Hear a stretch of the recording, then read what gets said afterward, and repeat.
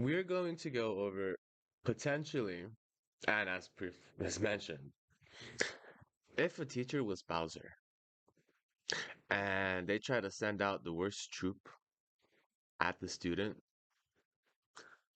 and make it look like, oh, it's just a tiny little turtle, and the student Mario goes up to the turtle and then it just morphs into this giant mutated monster, this would be the problem. So what we're dealing with here is a proportional comparison. The easier of the types is you have triangles. In fact, these are a little bit obfuscated triangles. I didn't really get the other parts, but the easier types that are similar to this, it's within the same sector of problems that you'll find, but they always introduce them together because if you have proportional triangles, you have some sides of a big triangle and then some sides of a tinier triangle. And you can say they have congruency, similarity between them. Then there's a couple of things we can work with. Normally, we'll maybe have a number for A, a number for C, a number and nothing for B. Imagine B is just a location, but B is not going to be filled in with anything. Then you got a number for, I don't know, A here, and maybe X down here. So instead of a number for C, we have an X value. So if I was to kind of simplify the messiness, just remove those letters initially. You would see a problem like this. And then they'd say, all right, find the actual missing piece, the X of the sides, considering congruency between the two triangles. Well, proportionally, we can think of them as a scaled model. We can have a smaller model, but when we make a small house out of Legos, we can technically convert inches to feet and then create a bigger model that's an actual house, which is pretty cool. Modeling is a common thing we do when we want to create something before we construct it, like small little model, right? Now, an inch to a foot will be a times 12 model. So that would mean one smaller model might be the one value or the initial value, and then your bigger actual model might be a times 12, a blow up of times 12, multiplication of 12. That's just an example. For this one, the way we start the previous problem is through these proportional frames. The first thing we would do, grab a side and notice the slants will be of the same part of the triangle. So 5 and 3 and 7 and x. Second, make sure you adjust them or place them on our proportions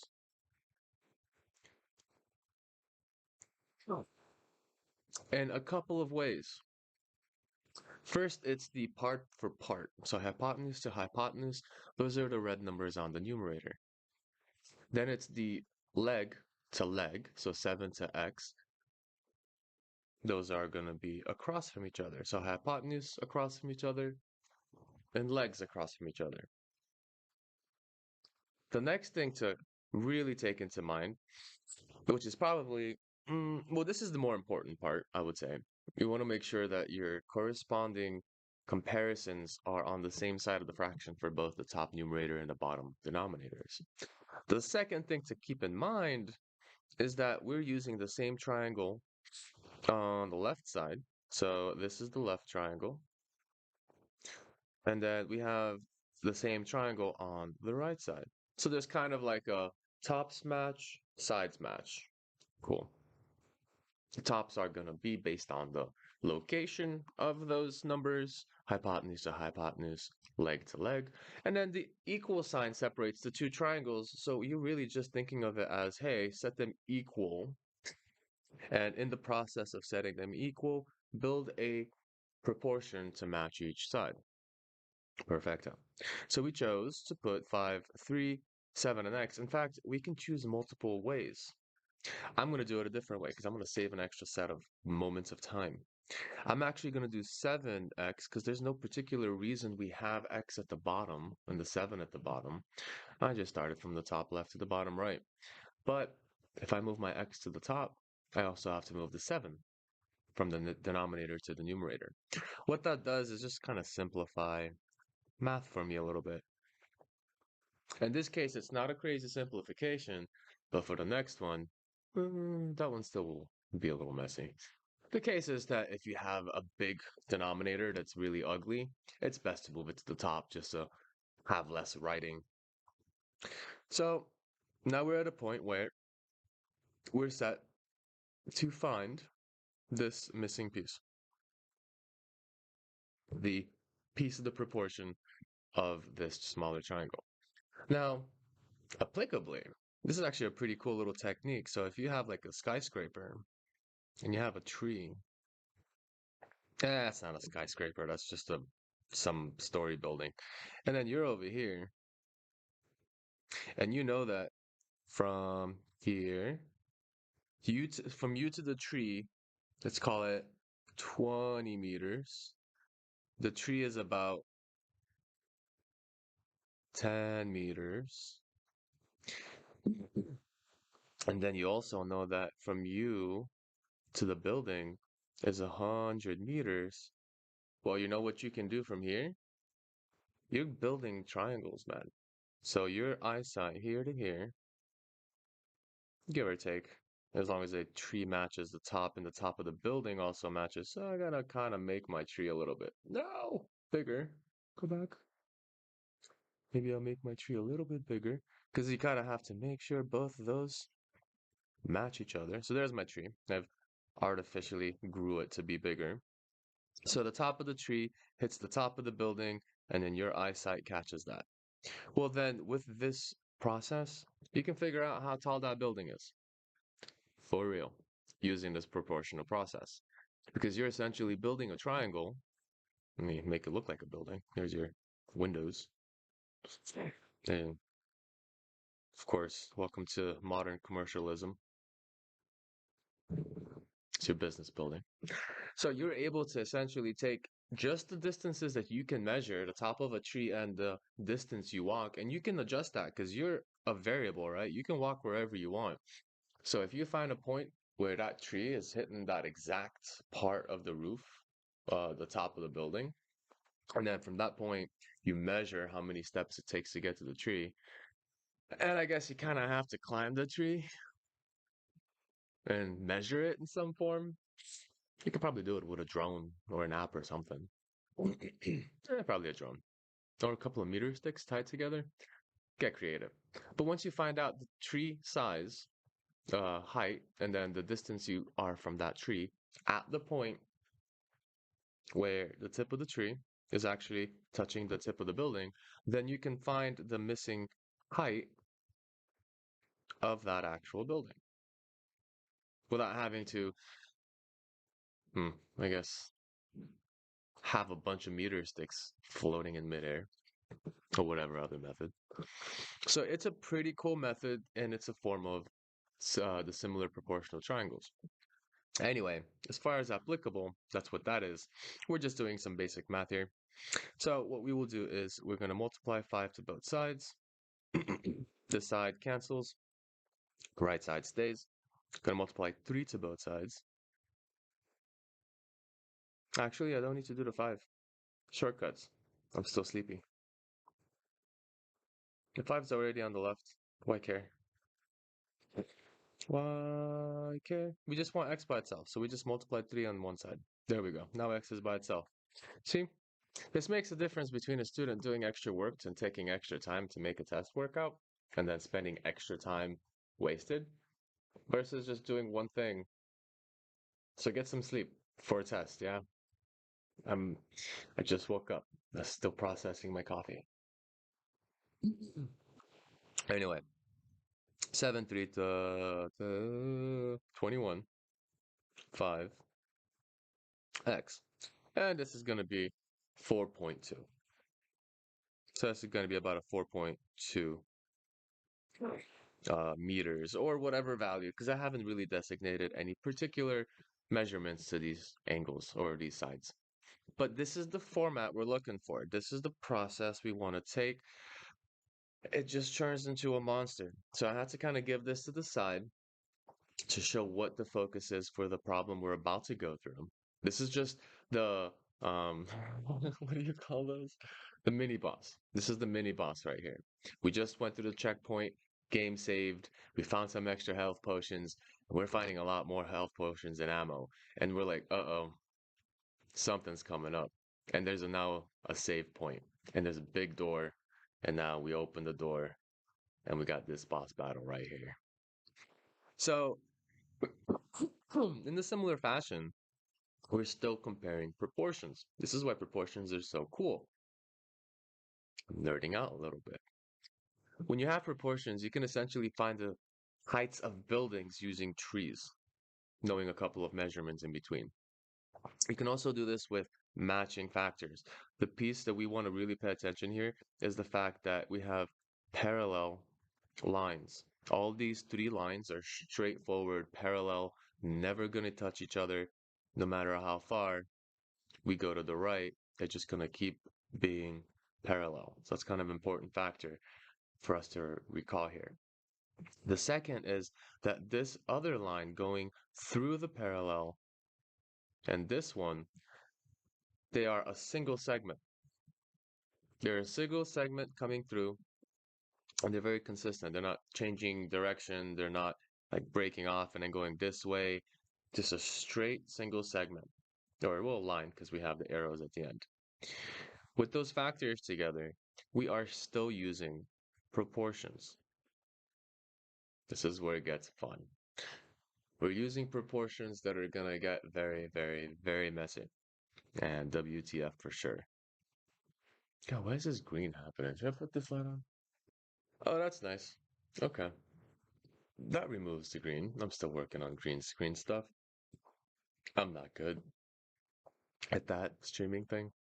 All right, so we now do a similar factor here where we're comparing basically two shapes. Polynomials, think of it this way. Before we had triangles, now we have this sort of four-sided polynomial. It's not a square, it's just an odd shape. But we have two of them, and that's kind of the interesting part here.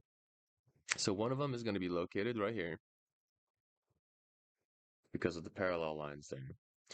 And the other one, just like the triangles, was a bigger version of the smaller.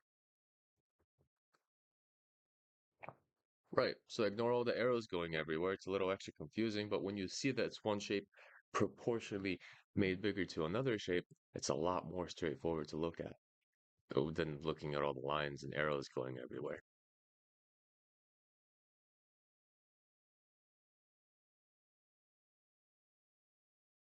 Oh, sorry, I had to clear my throat.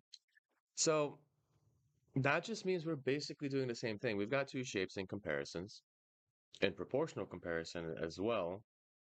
So we're going to take, we can do it a couple of ways.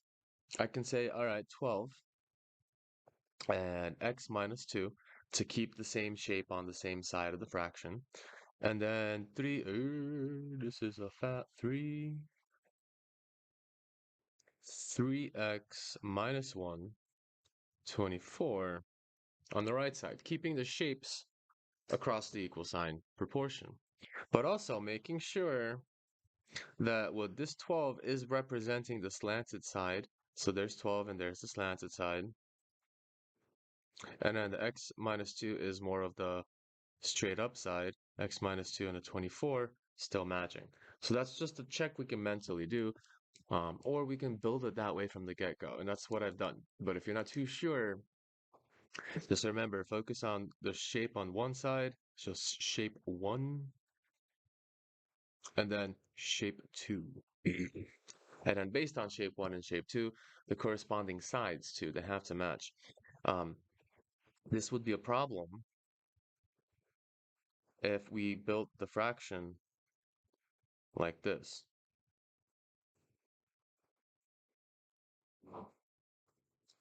Because now we're mixing this 5 with this x, which are two different sides of the shape, and yet we're connecting them on the numerator. This would be incorrect and will basically cause you to have the wrong answer. So always making sure the alignment is nice on both shapes, left and right, proportions, and then the actual sides you're focusing on. All right, next up. This is where it gets crazy. So we go from, at first I was like, oh, no way, they gave you this problem. Is this a mistake? Did I do something wrong? And she's like, nope, this is the problem. And I'm like, okay. She's a new student too, so I'm not sure what she's used to seeing, at least with me. She's a new student of mine. And then we realized, yeah, she does know factoring. She does know the AC method, and she does do polynomials. That was just too much. There's a lot at once. And that's what we're going to be going through. Polynomial factoring, especially. But I'm going to give you one of the best methods to factor. I've had so many teachers say, oh, the AC method is so easy. Just take the first number out and make it easier. Oh, if you do it this other way with the thing and the crossing and you guess these, and if they go to the that and the this, I don't like guessing. I don't like guessing. There's only one case I like guessing, and it's if something is in front of me and I can start playing with combinations. And that's what we're going to do. We're going to do factoring in a completely tangible manner. No guessing, no, maybe if these two work together, and then trying to figure out if they don't, the other two to work together. None of that. Those are just time wasters. And when problems get difficult like this, guessing is going to be the last thing you want to do. So the next step would be multiplying both sides by the denominators, getting them out of the way. X minus 2 goes to the top right. 24 will end up being on the top left. Similar groupings cancel, so they go away. And then I was like, oh no, oh no. Not only we got some big numbers, the right side is gonna give me a polynomial, x to the power of 2. Yikes. But hey, we're gonna find out the easy way to do these. Now, the next technical step we call foiling. I hate foiling too. First, outer, inner, last. It just makes no fluid form for me. Let me draw what that looks like.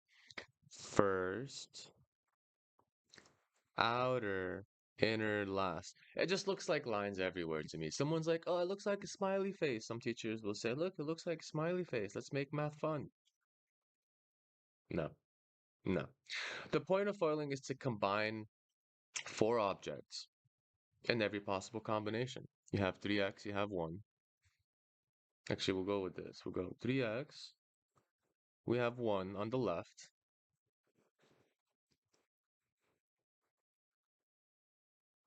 So those are two terms in one parenthesis. And we can easily see there's two more terms on the right side. So if I wanted to combine everything in every possible way, I just have to make sure 3x combines with x, 3x combines with 2. Why is it stopping here? Come on. That's the first set of combos. Two things, and you give one of them to both. Now we have the other combinations. And isn't that so much neater? All we're doing is trying to combine and mix everything that can possibly be mixed without double mixing and without forgetting about one. So forget about foil if it's too much of a thing to you. I never used it. I actually used foil for so long and it gave me so many problems. I had to figure this part on my own. And that made me basically stop making any sort of error personally. But I've also noticed many students prefer to see it straightforward. Don't give any sort of, oh, look, math is happy. Look, a smiley face. Like that just not, it just obfuscates the information behind. Anyway, you can tell that I'm not very happy with public education. So, this is basically your foiling. So, we're going to call it foil, but we're going to really think of it this way. Just the first pieces that combine Because the problem here is when you forget to do something like maybe the x times x. 3x times x would be 3x squared. Then you get 3x times negative 2 would be minus 6x. Then I got to double check because I'm still waking up and I'm just making sure my math is not going to break here. 3, 2, negative 6x stays. Okay, cool. The worst thing to do math is when you just woke up. I literally just woke up like 30 minutes ago. 15:30, and I just had it in my head and I'm like, I'm just going to record this because I just did it last night and I need to make sure it goes out. All right. Negative 1x. Yes. Okay. So negative 1 and the x combined, multiply. Now remember, they're multiplying because as we essentially move between these two sides with these two colored red and green arcs, we're passing through multiplication. So that operation is going to essentially drag the multiplier with it. 3x and nope, 1, negative 1 and x, negative x, and then negative 1 times negative 2 is positive 2. There's some tips on that too, but I think that's for another section there. Multiplying two negatives, one positive, one negative, all that jazz. And this is where I didn't like this process now. So as soon as I was like, oh, okay, it's a factoring problem. Great. But then I'm like, okay, we've got the polynomial. Great. Why is it not working for me? This calculator is broken. Microsoft sucks. Unavailable. Okay, I guess just remove it then. Microsoft breaking. So this was actually some value that was a little bit ugh. I'm gonna have to grab my Wabbit emulator calculator. 24 times 12. I'll have to copy my files over. So the left side, 288. That's what we're looking for. At least that's the multiplier here, and it's like, oh, geez, that's a big number to try and factor with. Considering now if we subtract it from this side,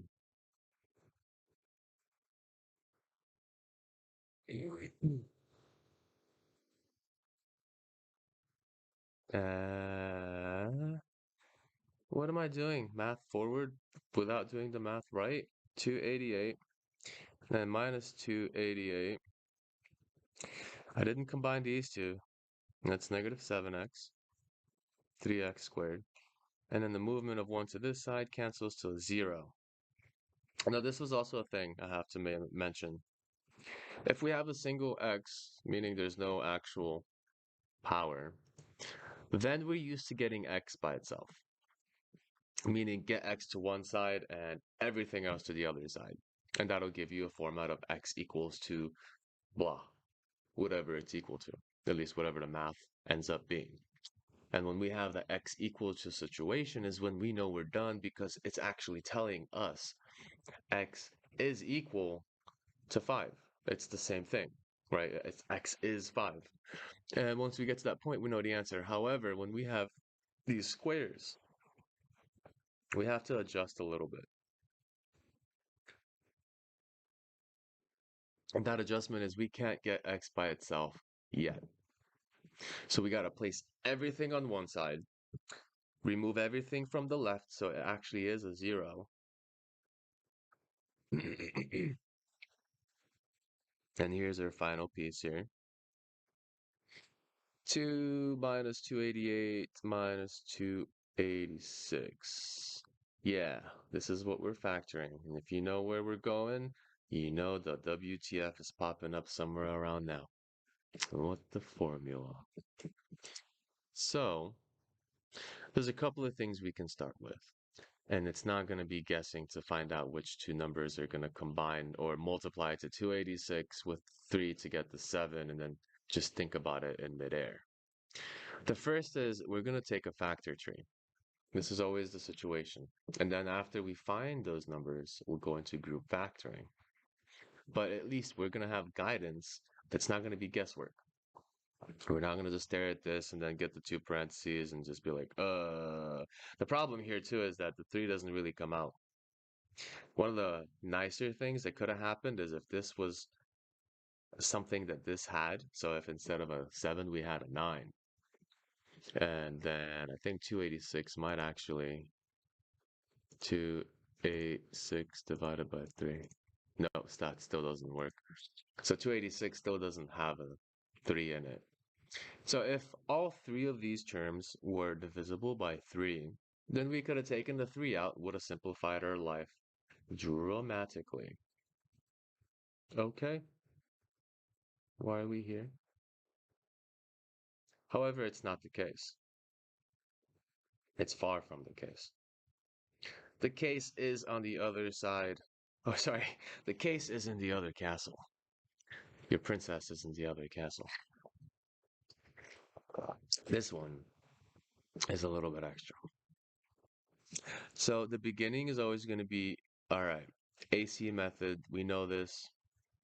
A meaning the first part of our equation. B is the middle. We kind of use it. And the C is the last part. And AC, because there's no operation in between the A and the C, we just consider that multiplication, which means 3 times 286. Don't multiply. Just put them next to each other. Best way to start this. Because, yeah, you can be a perfectionist and say, all right, well, what's 3 times 286? 858. But then you're going to have to take it apart for the next step. It's always the factor tree we're interested in. The beautiful part is we already got 2 parts of the factor of 858. It's 3 times 286. So sometimes it's better just to let it look like it's about to multiply, but not let it multiply. Just keep it that way. Then the next step would be nice. We can take this apart into 2 pieces by normally dividing by 2 until we can't, basically. So here, divided by 2 is going to be 143 times 2. And this one's a bit more tricky because now you're like, all right, we got some nice numbers. We got a 2 times a 3. And then what can we factor 143 with? You can try a bunch of numbers. 7, maybe it looks decent. I like odd numbers with 7. It's not a 5, so you can ignore 5. It's not a 0, so you can ignore 10. It's not even, so 2, 4, 6, and 8 are gone. 3 maybe. But in reality, it's the only choices you can really test is 3 and 7. Until you realize, wait a second, I can go beyond 10, 11. So dividing by 11 actually shows you that this is kind of one of those weird rules. When we do 11 times 11, anything above the 10 value, it's 121. And this is where the front number plus the back number makes the middle number. The front number plus the back number makes the middle number. It's just a weird pattern with multiplication of 11. Always? Not always. 13, 143. Oh, yeah, that's the one we're looking at. So 13 times 11. And then we can add this or multiply the rest of the numbers. And what we found right now, out of the factor tree, you can call them the prime factors if you want. The prime factors of 858. This is the factor tree. And I like to think of the bottom as something different. This is the DNA of the particular number 858. Those pieces exist inside of 858 multiplied. And you can move them around as you wish. It's always going to end up being 858 when you put all of them together into a single. Now, the nice thing about DNA is you can also play around with it. You can splice it up into pieces, see what happens. The first one we can do potentially is let's put the 2 with the 11 and the 3 with the 13. We're not going to multiply the 4 together because we know we're going to get 858. Once we get to this splicing process here, our interest all breaks down to the -7 in the middle. Because we've currently combined the outsides of the equation here. So we're going to basically start dipping into the middle and trying to see if we can find a relationship between the beginning, A, the ending, C, which for some reason decided to not drop down with us, and then the middle, B. When we find those specific little key lock combinations, trying to lock, what is it? Lock, not lock pick, but the master locks. You're like moving the little thing to the left and moving it to the right. Like, come on, kid, make a click, make a click. We're looking for that click. Trying to find that specific number or sets of numbers that'll open up this lock for us. Yeah, but we're actually testing. We're not guessing at this point. We've got a set of digits. Once you find the DNA, you just have to move and shift them around. You already have the numbers you need. You don't have to think about, oh, what number now? 858. Oh, that's such a big number. What two numbers? What can I multiply to get 858? And then you end up staying in your head for another 10 minutes until the test runs out of time. So in this way, at least we have some numerical playthrough. So, all right, 2 and 11, that's 22, then it's 39. Plus or minus is the case where we're testing now. 22 plus 39, way too big, not going to be 7 off the bat. But if we subtract them, that's still going to be 17. So, no, does not work. But it's close, right? It's very close. It has a 7 in it, so why not just use that one? No, because it's not going to work. However, that's how we test and say, all right, this combination did not work. This lock combination did not work. But I'm so close, I just need to flip two very similar numbers. I'm going to keep the 2 here, but I'm going to give 2 the 13 this time. I'm going to keep the 3 here, and I'm going to give the 3 the 11 this time. So all I've really done is just flip these guys backwards, or I've given it to the other pieces. If the first combination didn't work, now we test the second combination. Boom. So that's going to be 26 and 33. Plus minus to check. Adding them obviously is going to be too big, 59. That's not 7. Back to that middle part where we're trying to find the 3 lock combination. We found the 2 pieces now. The first A and C, but we're looking for the B combination, the third piece to our lock. But the plus is not going to cut it. However, 33 minus 26, 26 to 30 is 4, and then 3 more to 33, that's 7. Bingo. We found the lock. And we got to give and make sure that the 33 stays with the negative stays with the 33 because it's the bigger number, and we do have a -7. So I'm just going to give that -33 and 7. So boom. Now we've mixed all the digits, all the numbers, in a single combinational factor, and we found how we can take apart this equation and do the next step. Deep breath. Good checkpoint. This is maybe like the first version of the boss before he morphs into like triple the power points. Because the next part's gonna get hefty.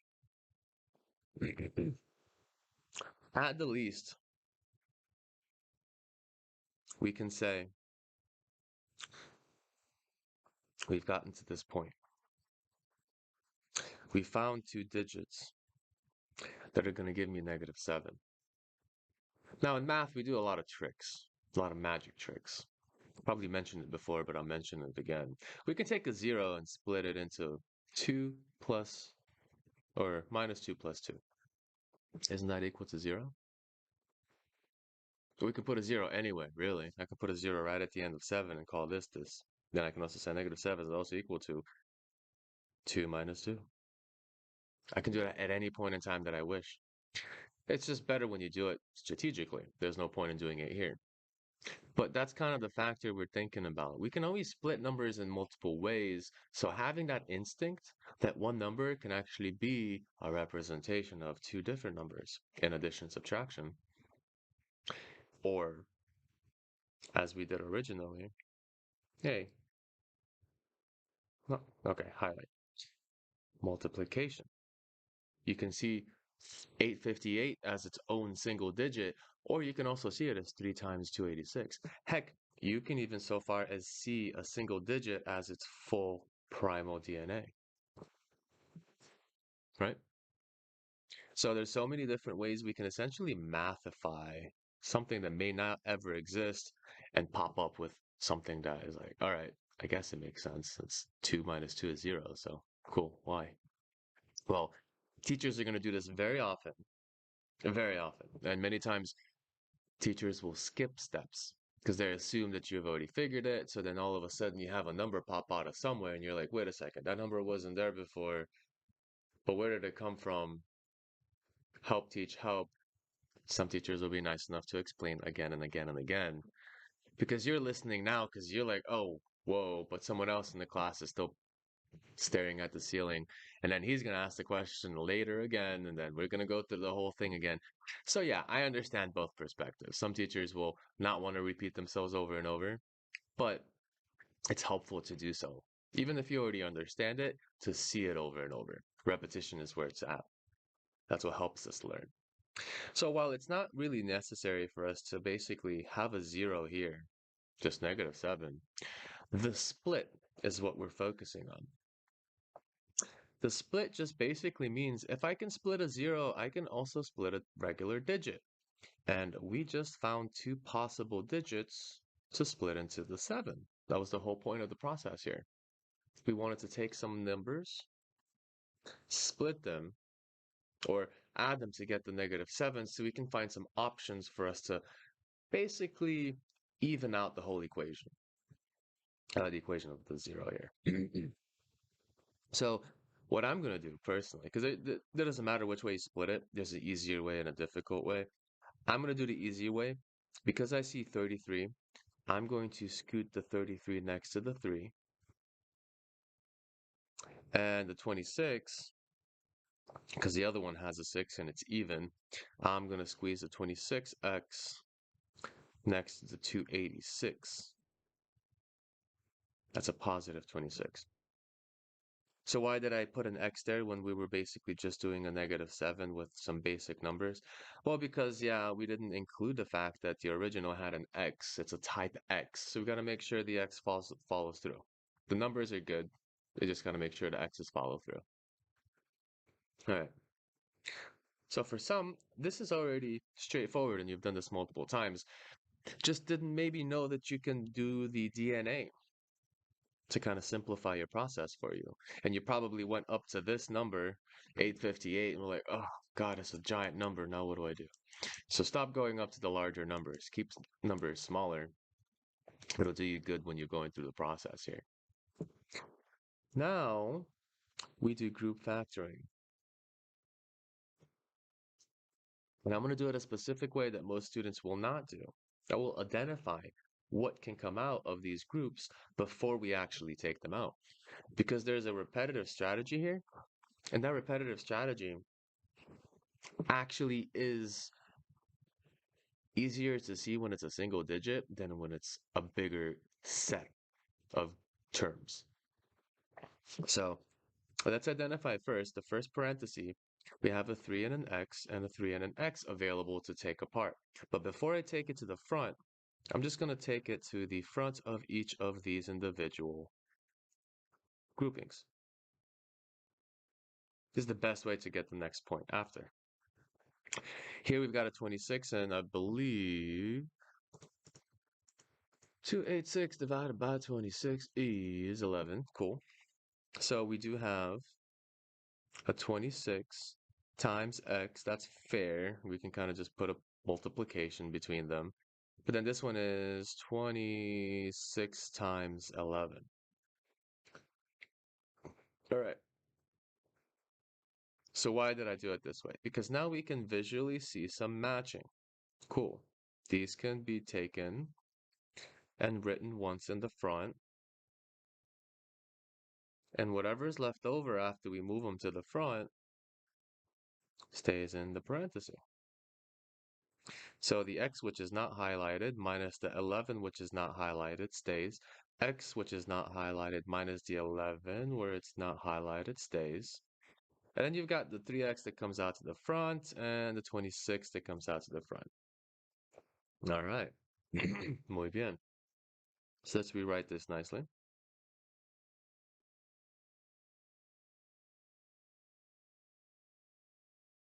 Now, this is where students are like, what do I do now? I don't see any matches. No one thing is matching with the other. I kind of maybe see something, but it doesn't look like a single 3x or a single 26. And what I tell you is, don't focus on them being single digits or even multiplication. Focus on copies and pastes. From this line, we basically copied two things and pasted it to a single. Twice. The 3x was copied to the outside, and a 26 was copied to the outside. It's like having the same file in two folders, and you're like, why do I have them in these both? I can just take them out of this folder and put them in the folder before it. Just one copy, so I know it's related to the other files. Well, we have the same thing happening, and most students will overlook a grouping that does the exact same thing. This is the final part that I'd say 70 to 80% of students really have a hard time seeing. Because we've done it with the single 3x and the 26. But when it starts to become a grouping, we're probably, or the students probably focusing over here, like, all right, well, they don't match anymore. What else do I do? Well, that's it. We have a grouping that we can match. So never limit yourself to the smaller piece because those are the easy ones. Now consider you're kind of upgrading your factoring knowledge. Not upgrading it with something new, but realizing that factoring doesn't just happen with small pieces. It can happen with copies that are much bigger. So like we did before, we take x minus 11 twice and just have a single version of it. And like the other ones, we start thinking about what's left over after we take out the x minus 11. Well, 3x plus 26. And that's the final piece to the puzzle. The rest actually will be super easy. Once we factored it, we got to think about where we came from. We came from the 0 that I stopped copying because it wasn't relative until now again. And this is the reason why we started factoring in the first place. That 0 gives us a particular product rule of multiple term groupings where if one is 0, it forces the other to be 0 and vice versa. So if I choose a number like 11 and make this 0, the whole grouping 0, then the multiplication of anything here is going to make that 0 and vice versa. So this sort of weird relationship between zeros and multiplications just gives us a very straightforward idea that, hey, at this point, we can just split this to a 0, and we can split this to a 0. Because now they can be isolated into their own parts. There's a bit more of a detail behind it, but this is kind of the shortest way to think about this. And this is why we want a 0 to be here at this point in time. When we actually did our 0, remember we had to move the number over to make it a 0. And this was because we didn't have a single power x anymore. We had a square. So as soon as we get that square, we're like, uh-oh, we got a factor. So let's get a 0. And then the 0 plays a part at the end. So some pieces get done early that we didn't see, and then some pieces that we did in the beginning now start to come back to finalize our problems. And what this means is we have two options for our answer. X equals 11 and and x equals to 26 divided by 3. Negative 26 divided by 3. And then there's that sort of final choice. We have to go back to the problem and say, wait, what are we measuring? We can plug some stuff in the end and try and figure out the finale. But remember that we're basically measuring length. That's what we're trying to find as far as x is concerned. A length on an actual shape. And if we're going to go and get a ruler and start measuring stuff, we should never get a negative number. This is a case for entering realism, applicable nature of mathematics. You're never going to find a negative height. If you find a negative height, you probably did some math issues, math problems. And I'm just guessing here, but you know, negative number will never represent the height of a building. So when we run into these cases where we're doing a real life problem and we're like, hey, I have two answers, which one is it? Oh, wait a second, this one's negative. I actually cannot have a negative length. So we automatically accept the positive number. 11's their answer. Kind of. Not quite, but almost there. Got to make sure we plug in 11 to each one of these x's.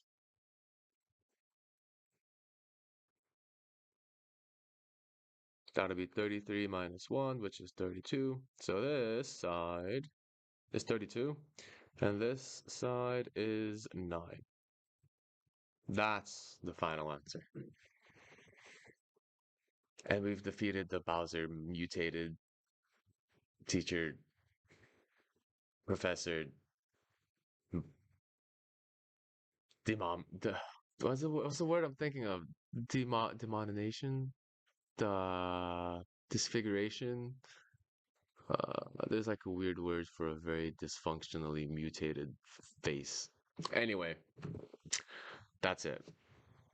So what turned out to be, again, we did basically a similar factor from the beginning when you saw what it was. I just tried to do a little bit neater. We started from this small section to this section, and then we're like, uh-oh, we've got polynomials.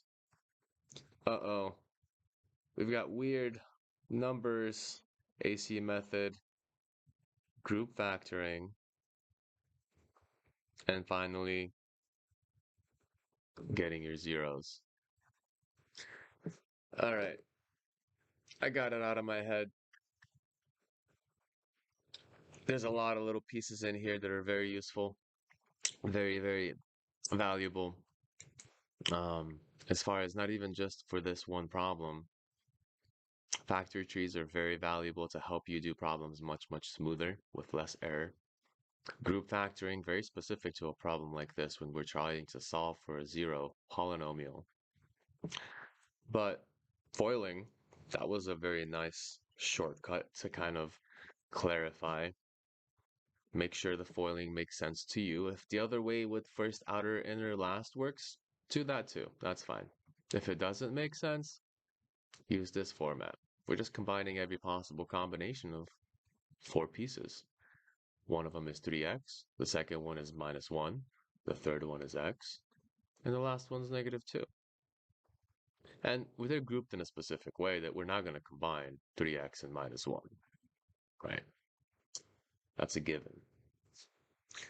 And then this little proportional factor here that started us off through the whole process, being able to understand where proportions take play in fractions, and even comparing a realistic aspect to a building that actually you can measure with your eyes, and a couple of steps forward to a tree, or some, it doesn't have to be a tree, it can be a billboard, it can be something that you know the height of, and you're always able to find larger heights with smaller details around. Kind of like the scientific mind, being able to see the projection of the parabola when you throw the basketball into the hoop, and being able to control just how much power you give that parabola so it makes it straight through and makes the science of everything. Anyway, I'm done nerding out. I'm gonna make another cup of coffee.